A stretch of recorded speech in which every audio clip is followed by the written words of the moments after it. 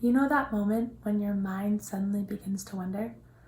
That moment where you get lost in a question like how a starfish breathes, or why an elephant's ears are so big, or how a chameleon is able to change color, or how our brain is able to bring images of starfish, elephants, or chameleons suddenly to our mind? Now, some of you watching may know how the brain does this. That is through a process of chemical neurotransmitters being sent across synapses, firing between neural pathways to bring these images to mind. Some of you may be wondering, how does she know that?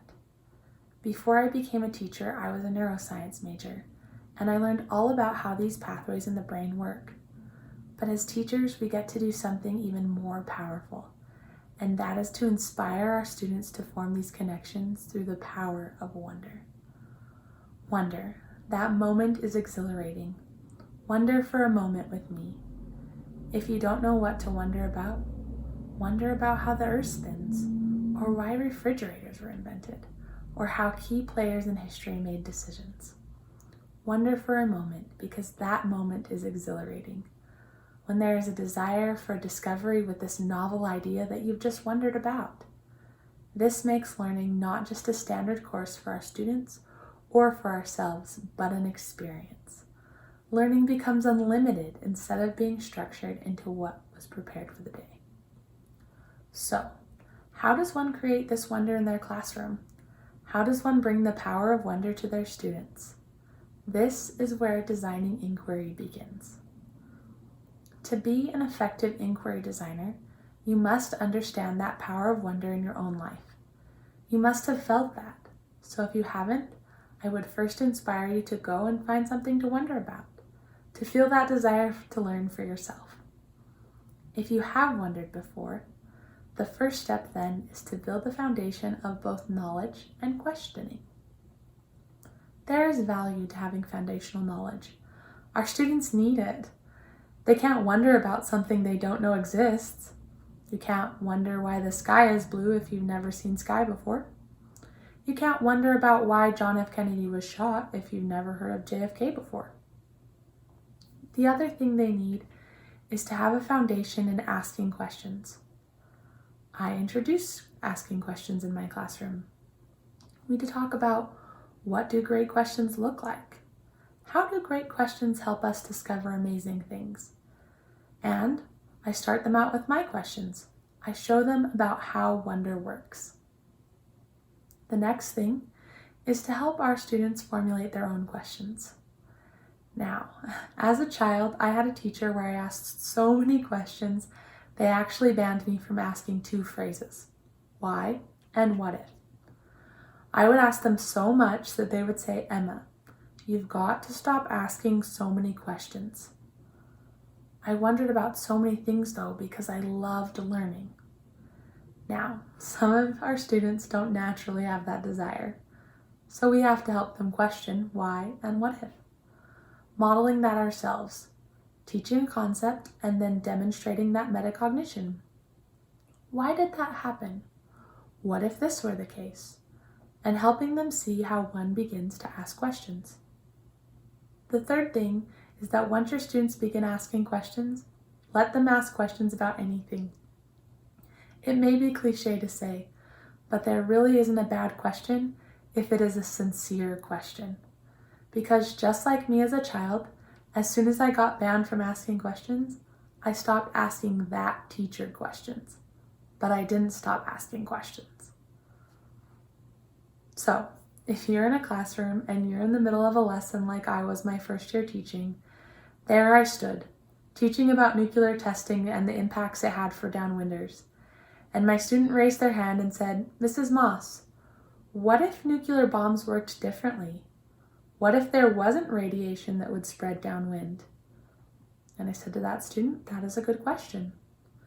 And I could see him begin to wonder as he said to me, in fact, Mrs. Moss, do you know how nuclear bombs work?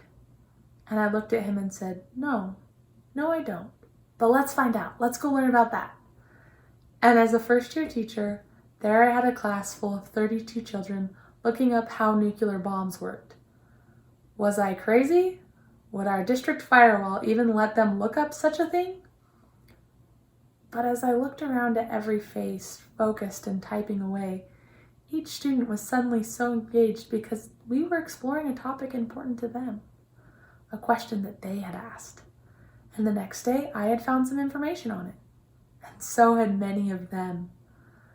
So that the boy who asked the question, he presented a diagram of how a nuclear bomb worked. And another presented a video they had found. And yet another had found graphs comparing the downwind radiation. And then suddenly everyone had questions about this time in history that I had just been telling them about, instead of letting them wonder about for themselves. I could have just said to that student, "I'm sorry, I don't have time for that question. We need to move on with the lesson." And I guarantee you that this student would have never asked a question in my class again. Never shut down a child's wonder. Let them ask questions. The fourth thing you have to do is give them space to wonder. This is really scary as a teacher. Not only do you have to let them have space, but you have to let them struggle to find that thing they're interested in. So how do you do that in a classroom? You plan in the scariest thing you've ever planned. Open days. But you can't just say to your students, go out in the world and Google things, because that is all they'll do. Google thing after thing after thing. But what you need them to do is really focus on one idea. So you help them focus their wonder. The way you do that is through scaffolds. You help them brainstorm a bunch of things that they could wonder about. And then you help them narrow it down to one key inquiry question that they are interested in that space that you've provided. Our fifth and final principle of this is letting them share their wonder with others. Because suddenly in a classroom where your students are working through this process of wondering and narrowing and researching, let them tell others so that others can wonder too, so they can go on a journey with your students.